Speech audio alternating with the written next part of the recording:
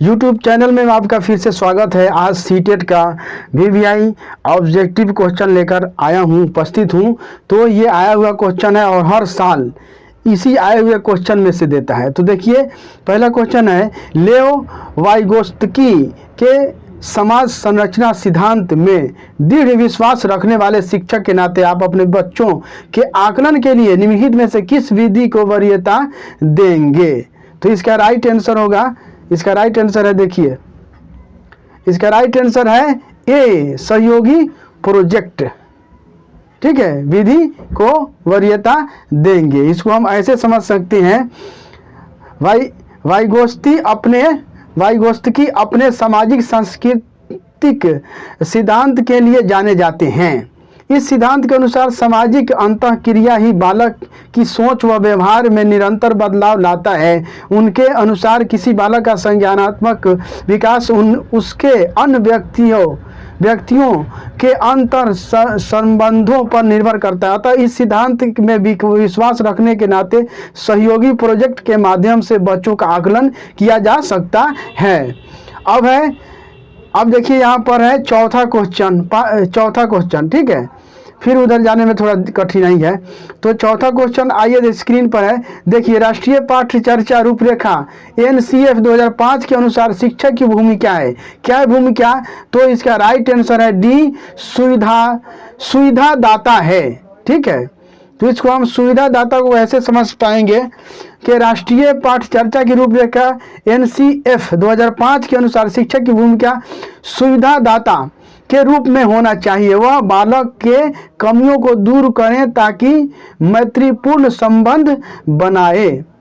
ठीक है, दूसरा क्वेश्चन स्क्रीन पर है, अपनी कक्षा में व्यक्तिगत भिन्नताओं से निपटने के लिए शिक्षक को चाहिए कि क्या चाहिए कि इसका राइट आंसर है सी, बच्चों से बातचीत करें और उनके दृष्टिकोण को महत्व दें। इसको हम ऐसे समझ सकते हैं, अपनी कक्षा में व्यक्तिगत भिन्नताओं से निपटने के लिए शिक्षक को चाहिए कि बच्चों से बातचीत करें और उनके दृष्टिकोण को महत्व देते हुए शिक्षण प्रक्रिया को आगे बढ़ाएं, जिससे सभी छात्र लाभान्वित हो सकें। अब है पांचवा क्वेश्चन, अनुसंधान सुझाते हैं कि एक विविध कक्षा में अपने विद्यार्थियों से शिक्षिका को अपेक्षाएं विद्यार्थियों के अधिगम क्या करना होगा पर, इसका राइट आंसर है अधिगम पर महत्वपूर्ण प्रभाव छोड़ती है।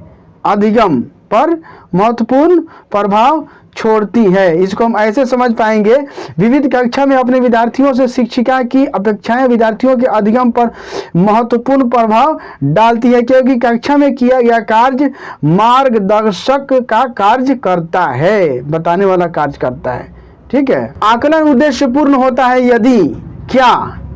यदि इससे विद्यार्थियों और शिक्षकों को प्रतिपुष्टि फीडबैक प्राप्त हो। ठीक है, इसको हम ऐसे समझ सकते हैं कि आकलन उद्देश्य पूर्ण होता है यदि आकलन द्वारा बालक के त्रुटि का ज्ञान होता रहे, जिससे वो अपने कमियों को दूर कर सके और शिक्षकों को प्रतिपुष्टि प्राप्त हो। 8 नंबर क्वेश्चन है, विशेष आवश्यकता वाले बच्चों को शामिल करना। तो इसका राइट आंसर है डी, शिक्षण के प्रति दृष्टिकोण विषय वस्तु और धारण परिवर्तन की अपेक्षा रखता है। इसको हम ऐसे समझ सकते हैं कि विशेष आवश्यकता वाले बच्चों को शामिल करना शिक्षण के प्रति दृष्टिकोण विषय वस्तु और धारणा परिवर्तित की अपेक्षा रखता है। 7वां नंबर क्वेश्चन है, विविध प्रकार की सामाजिक, आर्थिक और सांस्कृतिक पृष्ठभूमि के बच्चों से युक्त कक्षा सभी विद्यार्थियों के अधिगम अनुभवों को बढ़ाती है। यह कथन है क्या है? इसका राइट आंसर है बी, सही, क्योंकि बच्चे अपने साथियों से अनेक कौशल सीखते हैं बच्चे। ठीक है, इसको हम ऐसे समझ सकते हैं कि विविध प्रकार की सामाजिक, आर्थिक और सांस्कृतिक पृष्ठभूमि को बच्चों से युक्त कक्षा सभी विद्यार्थियों के अधिगम अनुभवों को बढ़ाती है। यह सही है क्योंकि बालक का विकास अपने साथी समूह में होता है और वह अपने मित्रों के द्वारा अनेक कौशल सीखते हैं। 8वां नंबर क्वेश्चन, सुनने में असमर्थ बच्चा, इसका राइट आंसर है सी, नियमित विद्यालय में बहुत अच्छा कर सकता है यदि उससे उपयुक्त सुविधा और साधन उपलब्ध कराया जाए।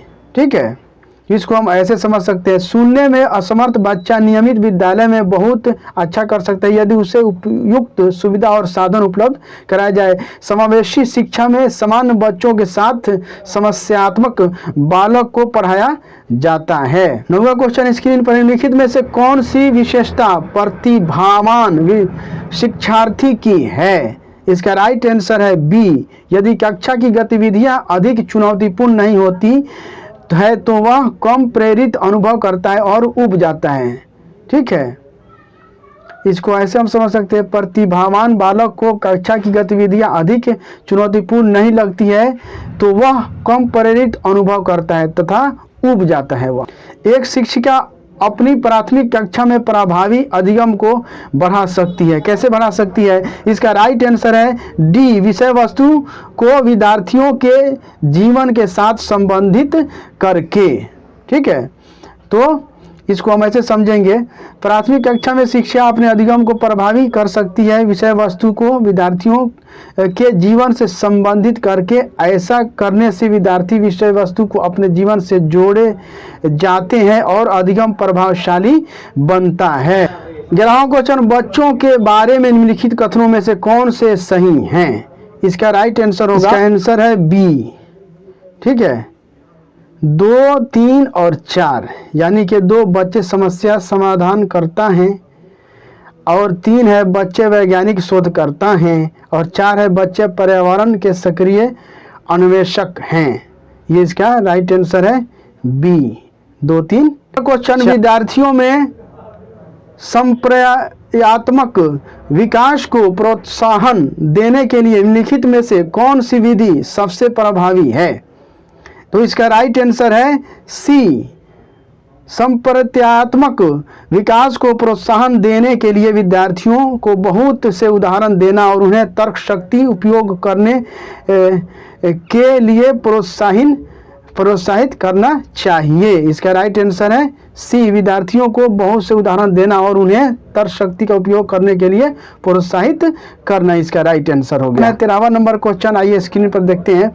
प्राथमिक विद्यालय के बच्चे उस वातावरण में सबसे प्रभावी ढंग से सीखते हैं। किस वातावरण में? तो इसका राइट आंसर है मेरा ए, जहां उनकी संवेगात्मक आवश्यकताओं की पूर्ति होती है और वे अनुभव करते हैं कि वे महत्वपूर्ण हैं। तो इसको हम ऐसे समझेंगे इस जवाब को, बालक वहां बेहतर तरीके से सीखते हैं जहां उनकी संवेगात्मक आवश्यकताओं की पूर्ति होती है, वे अनुभव करते हैं कि वे महत्वपूर्ण हैं। इससे ही बाल केंद्रित शिक्षा कहते हैं, जहां बालक की सबसे महत्वपूर्ण को सबसे महत्वपूर्ण समझा जाता है। पहले की शिक्षा क्या होती थी? शिक्षक केंद्रित।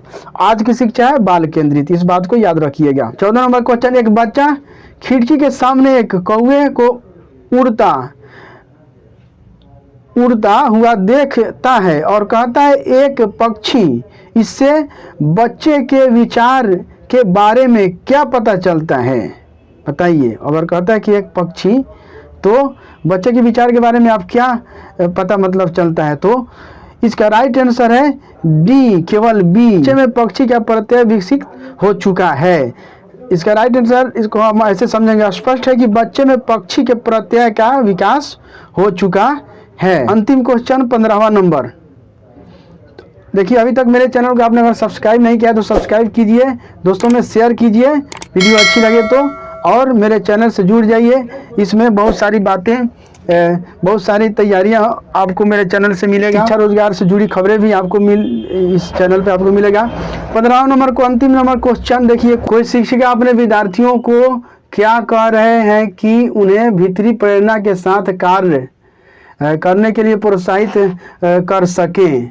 तो इसका राइट आंसर होगा डी आंसर। इसका राइट कैसे होगा कि इससे करने की कोशिश करो तुम सीख जाओगे। बच्चों को, टीचर को कहना होगा इससे करने की कोशिश करो तुम सीख जाओगे। इसको ऐसे हम समझ सकते हैं, शिक्षिका अपने विद्यार्थियों से कहे कि तुम लोग इसे करने की कोशिश करो और तुम लोग सीख जाओगे। इससे विद्यार्थी को भीतरी प्रेरणा मिलेगी और वह कार्य करने के लिए प्रोत्साहित होंगे। थैंक यू दोस्तों, फिर मिलते हैं नेक्स्ट वीडियो के माध्यम से। अभी तक मेरे चैनल को आपने सब्सक्राइब नहीं किया, सब्सक्राइब करके बेल आइकन दबा दें, वीडियो को दोस्तों में शेयर कीजिए।